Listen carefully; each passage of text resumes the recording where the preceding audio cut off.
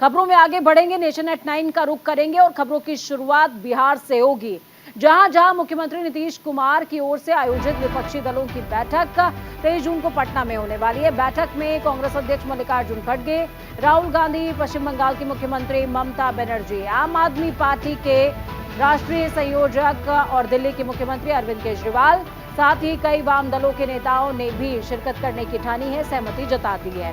बिहार के उप मुख्यमंत्री तेजस्वी यादव ने इस बाबत जानकारी साझा करी।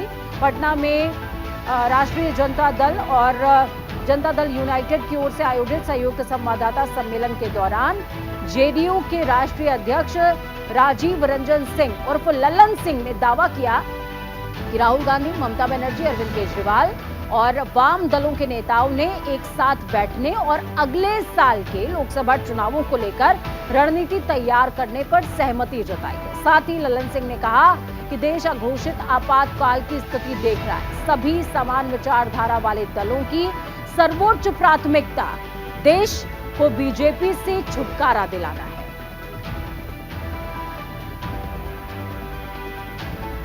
अगली खबर जम्मू कश्मीर से है। सिद्धरा इलाके में बने सबसे बड़े तिरुपति बालाजी मंदिर के कपाट आज से आम लोगों के लिए खोल दिए जाएंगे। उपराज्यपाल मनोज सिन्हा तिरुपति बालाजी के नाम से प्रसिद्ध श्री वेंकटेश्वर स्वामी के मंदिर का उद्घाटन करने वाले हैं। गृह मंत्री अमित शाह वीडियो कॉन्फ्रेंसिंग के जरिए इस समारोह में शामिल होंगे। आपको बता दें कि माता वैष्णो देवी दरबार के बाद जम्मू का तिरुपति बालाजी मंदिर इस शहर का पहला इतना बड़ा मंदिर होगा।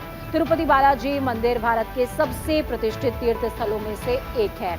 आज से तीर्थयात्रियों को जम्मू के पहाड़ में बने विशाल तिरुपति बालाजी मंदिर परिसर में दर्शन पूजन का अवसर मिलने वाला है। इसके साथ ही जम्मू में धार्मिक पर्यटन को बूम मिलेगा और स्थानीय अर्थव्यवस्था यानी कि इकोनॉमी को इंक्रीमेंट भी मिलने वाला है, बढ़ावा मिलने वाला है। तिरुपति बालाजी मंदिर को वैष्णो देवी मंदिर और अमरनाथ यात्रा जैसे प्रसिद्ध धार्मिक पर्यटन स्थलों से जोड़ा जाएगा।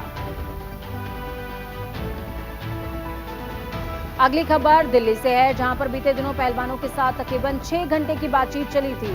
खेल मंत्री अनुराग ठाकुर ने कहा, मैंने सरकार की तरफ से रेसलर्स को बातचीत के लिए निमंत्रण दिया था। बहुत अच्छे वातावरण में बहुत ही संवेदनशील मुद्दों पर बातचीत हुई है, सकारात्मक बातचीत हुई है। उन्होंने कहा कि लगभग 6 घंटे चली बैठक में जिन मुद्दों को रेखांकित किया गया, जिस पर चर्चा हुई है, उनमें जो भी आरोप लगाए गए, उन आरोपों की जांच पूरी तरीके से 15 जून तक चार्जशीट दाखिल करते हुए की जाए। रेसलिंग फेडरेशन ऑफ इंडिया का चुनाव 30 जून तक किया जाए।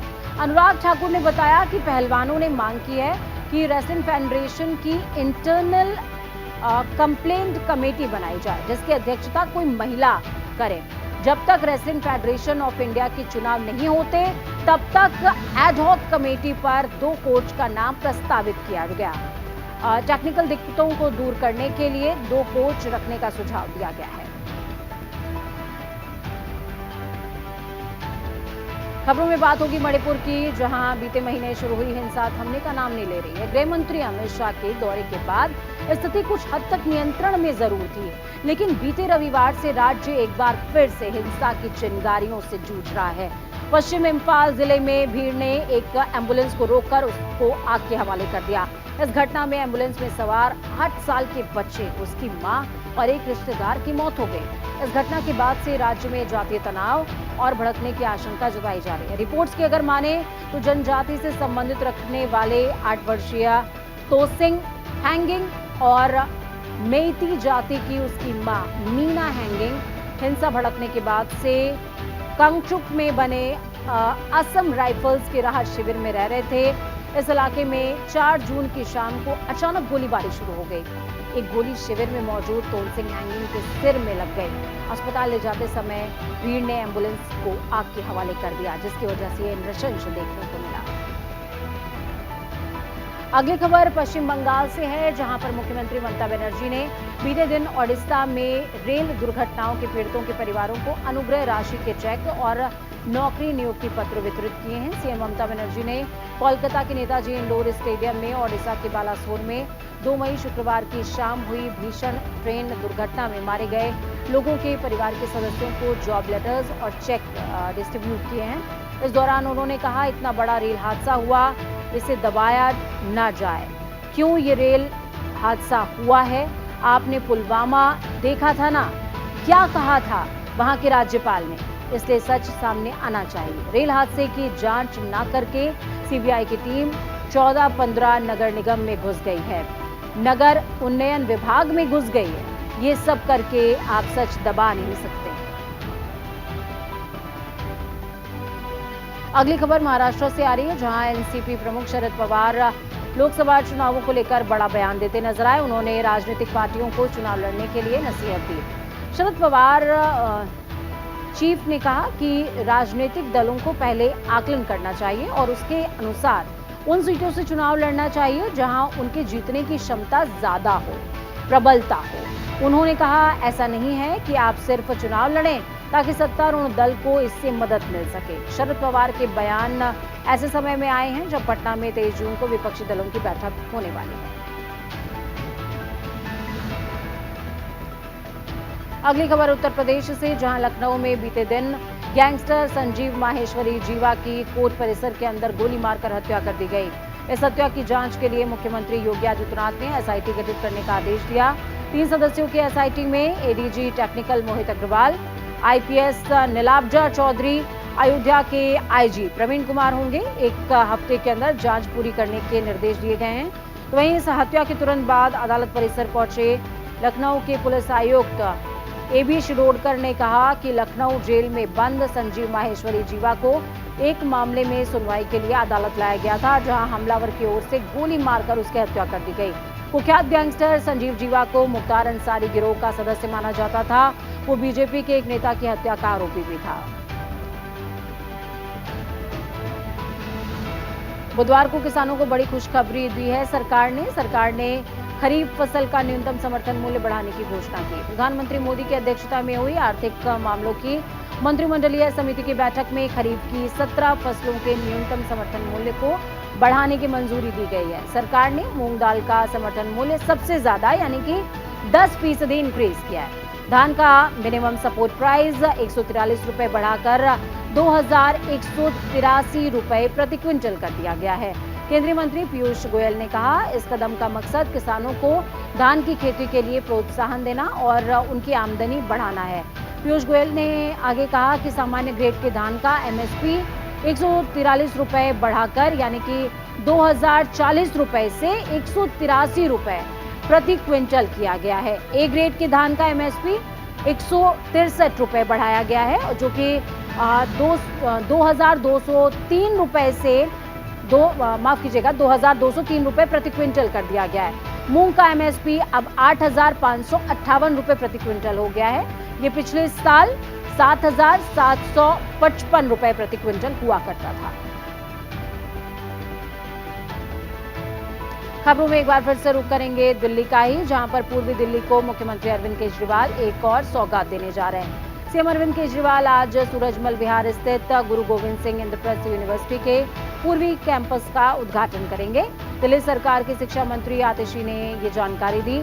आपको बता दें कि 19 एकड़ में 388 करोड़ की लागत से आईपी यूनिवर्सिटी का ईस्ट कैंपस 100% ग्रीन कैंपस के तौर पर बनाया गया है।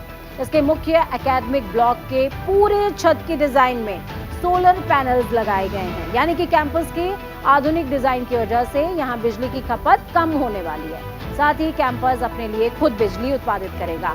इस इको फ्रेंडली कैंपस में 0 सीवर डिस्चार्ज के साथ ही जल संरक्षण की भी व्यवस्था की गई है और कैंपस में इस्तेमाल होने वाले पानी को ट्रीट करके बागवानी में इस्तेमाल किया जाएगा। अब बात होगी हिमाचल प्रदेश के मुख्यमंत्री सुखविंदर सिंह सुक्खू ने सोलन के उद्योग और पर्यटन क्षेत्र से जुड़े लोगों के साथ मीटिंग की है। उन्होंने कहा, निवेश को आकर्षित करने और निवेशकों को सुविधा देने के लिए सरकार ने एक समर्पित ब्यूरो ऑफ इन्वेस्टमेंट प्रमोशन स्थापित किया है।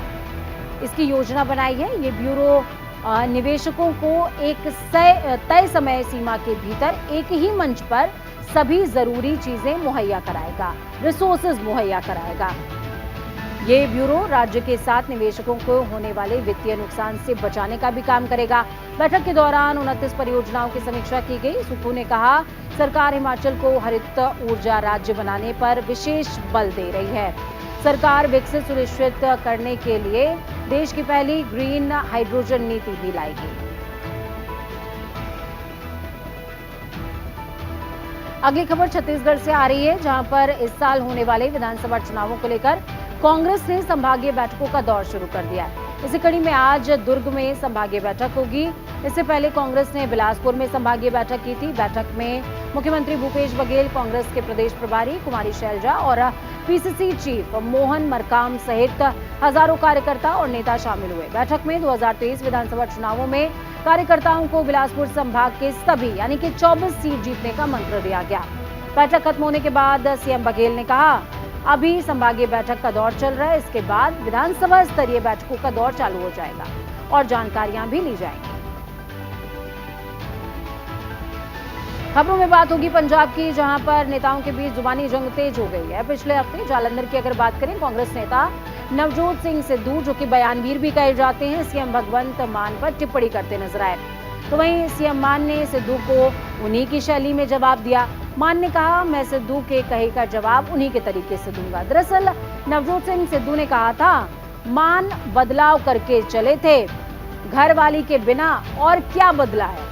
इसके जवाब में सीएम मान ने कहा, नवजोत सिंह सिद्धू को याद दिलाना चाहता हूं कि वो भी दूसरी पत्नी के बेटे हैं। अगर उनके पिता ये बदलाव नहीं लाते तो सिद्धू भी दुनिया में नहीं आते। सीएम भगवंत मान ने प्रताप सिंह बाजवा पर भी निशाना साधा। उन्होंने कहा, जब कभी प्रताप बाजवा सीएम की दौड़ में आगे बढ़ने की कोशिश करते हैं, उन्हें वापस पीछे की ओर खींच लिया जाता है। अगली खबर झारखंड से सामने आ रही है, जहां पर पूर्व मुख्यमंत्री और बीजेपी विधायक दल के नेता बाबूलाल मरांडी ने दावा किया, रांची जमीन घोटाले की तरह देवघर की जमीन घोटाले का संबंध बंगाल से है। इस घोटाले में पूर्व में पदस्थापित कई अंचलाधिकारी और वर्तमान में पदस्थापित अंचलाधिकारी सहित कई बड़े बड़े पदाधिकारियों की भूमिका शामिल है, जिनकी जांच जरूरी है। बीजेपी के नेता के मुताबिक सामान्य तौर पर जमीन की खरीद फरोख्त डिसमिल या कट्टा के हिसाब से होती है, लेकिन देवघर में माफियाओं और दलालों की वजह से जमीन की खरीद बिक्री के लिए प्रति स्क्वायर फीट के हिसाब से रेट तय होता है। साथ ही उन्होंने कहा कि ईडी और सीबीआई रांची की तरह देवघर में जमीन की हेराफेरी की जांच करे तो बड़ा घोटाला सामने आ सकता है। अगली खबर मध्य प्रदेश से है, जहां पर इंदौर में प्रेस से मिले कार्यक्रम के दौरान दिग्विजय सिंह ने बीजेपी पर जमकर निशाना साधा। उन्होंने कहा, जब खबरें उड़ रही थी कि कुछ लोग बिक सकते हैं तो हमें विश्वास नहीं होता था, पर मुझे यकीन नहीं हुआ कि इस श्रेणी में सिंधिया भी आ जाएंगे। उन्होंने डंपर घोटाले को उठाते हुए कहा, जैसे ही शिवराज सिंह चौहान सीएम बने तो उन्होंने डंपर खरीदे। शिवराज सिंह चौहान का निवास रीवा बताया गया। दिग्विजय सिंह ने कहा, ज्योतिरादित्य सिंधिया और बाकी सभी नेता जो कांग्रेस छोड़कर बीजेपी में गए, वो मेरे रहते कभी कांग्रेस में वापस नहीं आ पाएंगे। साथ ही उन्होंने कहा, हम जय श्री राम का नारा नहीं लगाते, जय सिया राम का नारा लगाते हैं, क्योंकि हमारे लिए माता सीता का भी भगवान के राम के जितना आदर है। अगली खबर पश्चिम बंगाल से, जहां पंचायत चुनाव से पहले राज्यपाल ने अगले राज्य निर्वाचन आयुक्त के पद के लिए राज्य के पूर्व मुख्य सचिव राजीव सिन्हा के नाम को मंजूरी दे दी है। राज्यपाल सीवी आनंद बोस की ओर से राजीव सिन्हा के नाम को मंजूरी दिए जाने के बाद उनकी नियुक्ति की गई। वो सौरभ कुमार दास की जगह लेने वाले हैं, जिनका कार्यकाल 27 मई को खत्म हो गया है। आपको बता दें कि राज्य में इस साल पंचायत चुनाव होने वाले हैं। चुनाव की तारीखों की घोषणा अभी फिलहाल नहीं हुई है। उम्मीद ये की जा रही है कि पदभार संभालने के बाद जल्द ही राजीव सिन्हा चुनाव की तारीखों का ऐलान कर सकते हैं। आपको ये भी बता दें कि राजीव सिन्हा के मुख्य सचिव पद से रिटायर होने के बाद ममता बनर्जी ने उन्हें औद्योगिक विकास निगम का चेयरमैन नियुक्त कर दिया था। तो चलिए खबरों में अब टर्न लेंगे और राजधानी दिल्ली का एक बार फिर से रुख करेंगे, जहां आज सिख विरोधी दंगों को लेकर कांग्रेस नेता जगदीश टाइटलर के मामले में राउज एवेन्यू कोर्ट में सुनवाई होगी। सीबीआई की सप्लीमेंट्री चार्जशीट को अदालत ने मंजूरी देते हुए मुकदमे की सुनवाई के लिए एमपी-एमएलए कोर्ट को ट्रांसफर कर दिया था। टाइटलर पर दंगा करवाने के लिए भीड़ को उकसाने का आरोप है, भड़काने का आरोप है। आईपीसी की धारा 147, 109 और 302 के तहत मामला दर्ज हुआ था। सीबीआई की चार्जशीट में कांग्रेस नेता जगदीश टाइटलर का नाम है और सीबीआई के मुताबिक तत्कालीन प्रधानमंत्री इंदिरा गांधी की हत्या के एक दिन बाद 1 नवंबर 1984 को पुल बंगश इलाके में भीड़ ने एक गुरुद्वारे में आग लगा दी थी। इसमें 3 लोगों की मौत हुई थी। टाइटलर पर आरोप है कि 39 साल पहले दिए भाषण में उन्होंने ही भीड़ को उकसाया था। इसमें 3 सिखों ठाकुर सिंह, बादल सिंह, गुरुचरण सिंह की मौत हो गई थी।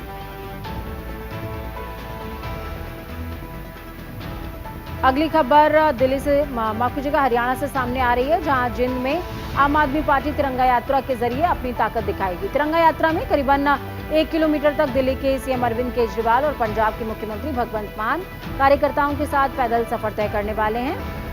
पहले इस कार्यक्रम का नाम रोड शो दिया गया था, लेकिन अब इसे तिरंगा यात्रा नाम दिया गया है। जिंद के कुंदन सिनेमा से लेकर एसडी स्कूल तक यात्रा निकाली जाएगी। आपको बता दें कि बीते दिनों हरियाणा में आम आदमी पार्टी ने अपने संगठन की घोषणा की थी। अभी तक हरियाणा के प्रभारी बनाए गए राज्यसभा सांसद सुशील गुप्ता को प्रदेश का नया प्रधान नियुक्त किया गया है।